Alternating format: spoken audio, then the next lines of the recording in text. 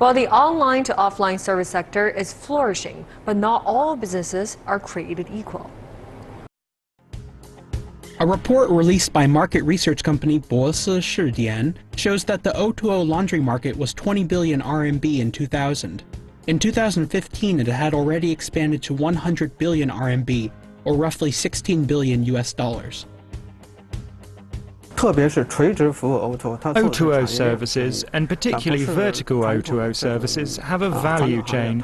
They're not like traditional businesses, which make money from whatever specific services they provide. O2O laundry companies focus on the entire value chain and would struggle if they relied on laundry alone, so they divide the laundry value chain into several different links. Each of these links provides an opportunity for profit. For instance, clothes, equipment, logistics, and so on. They can make money from all of these links. The attraction of a large and promising market in turn requires clear-headed leadership in the startups that choose to enter it. The modest Liang Guigang has his views on how to deal with the market. My biggest dream is to attract more talent, both technical and management people, that can join our team. I want a core team of cute and top-of-the-bunch people, because they are the ones that will have to work the hardest. Only that way will we be able to turn this company into a strong, top international brand. The O2O industry, with its fast development, service quality, competition, and integrated value chains, is still young and faces many problems. This makes investment even more important to companies that wish to develop fast.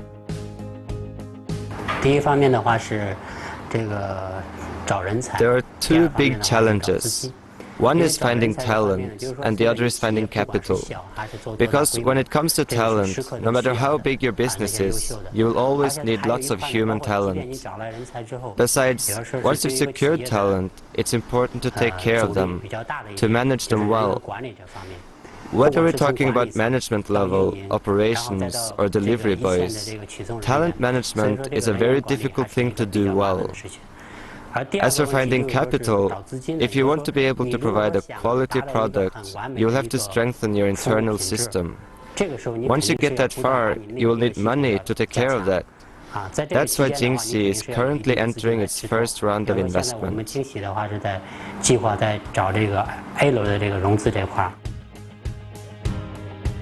While investment and expansion are common issues, the O2O laundry industry is still in the process of deciding how a company should grow to achieve the best results. As providers of services, it's hard for O2O companies to standardize, and too quick an expansion might cause service quality to suffer. First, they shouldn't go head-to-head with the industry leaders.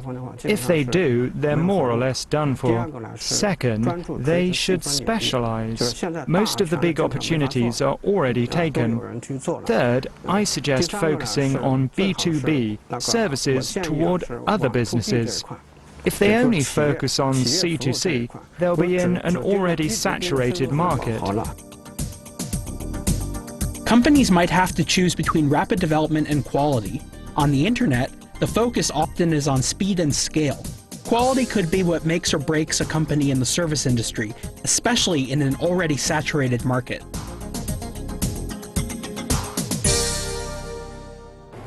Professor Zhao, we talked so much about competition. What's the current competitive landscape of O2O laundry?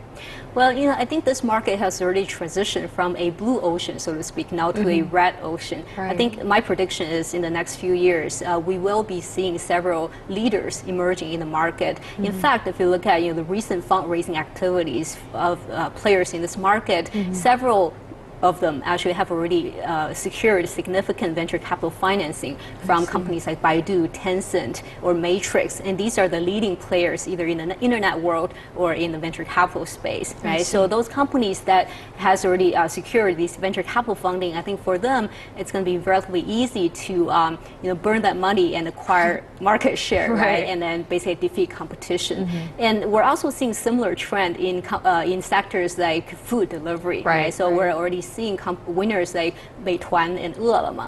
These are the two big guys in the sector. Right. So I think the same trend is going to happen in O2O laundry as well. So in the next several years, I think only several leading ones will survive. And basically, the smaller ones will either go out of business or become acquired by these large players. So we're expecting lots of consolidation to happen. I think so, yes.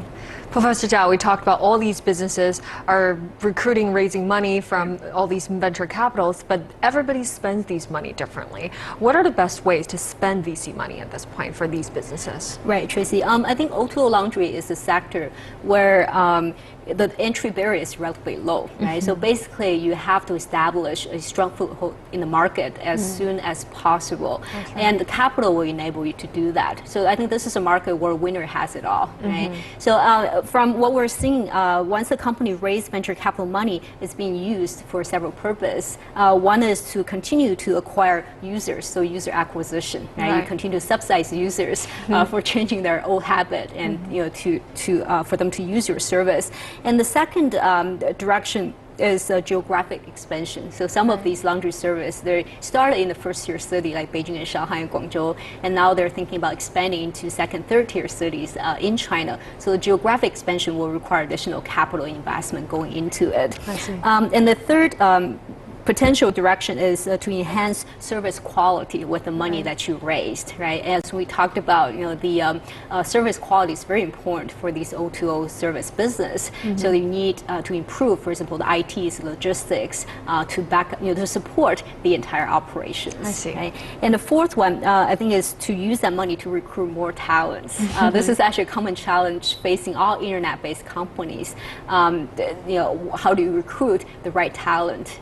And I think that's actually very important. Even for big companies like Apple and Google, these tech companies, they would still have to fight over talents. That's right. And if you look at, for example, people now are talking about unicorn companies, right? So even these companies, they are being challenged in terms of recruiting new talents, and they're also worried about losing their existing talents because there are smaller companies who are also trying to so-called steal, the talents from these unicorn companies. So it's interesting to see how the labor market and the talent pool is evolving over time. That's right. And all the unicorn companies basically started as a small and no-name company, right? That's right. Professor Jia, can you comment on some of the innovations happening in this industry? Sure. I mean, this O2O laundry is sort of a niche market or niche sector, but it doesn't mean that we cannot find creative ways to revamp how the service is delivered. So let me give you one example, which is one of the leading companies in the sector, Untitled. The company basically has revamped the way they price their service. Right? It used to be the case that dry cleaners charge customers by number of items. Right? One shirt is 25 RMB, dresses like 50 RMB or something like that. But what Rongchang is doing is they charge by volume. Basically, it's 99 RMB per bag.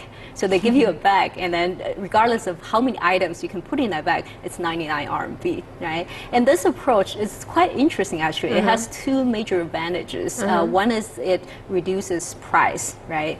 And the second, and also it's standardized the price as well. And the second advantage is it reduces significantly the pickup time, right? So your staff, they don't have to stay with the customer and count through the number of items. They don't sort it anymore. You just stuff it in a bag. Exactly, and bring it back to the store, and then you sort it. Right? So this basically makes the service nice and easy for the customer.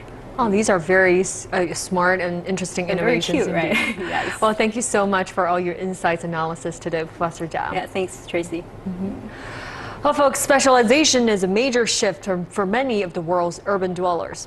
The internet has sped up the specialization process, and O2O business have allowed people to spend more time doing just the things they would like to do.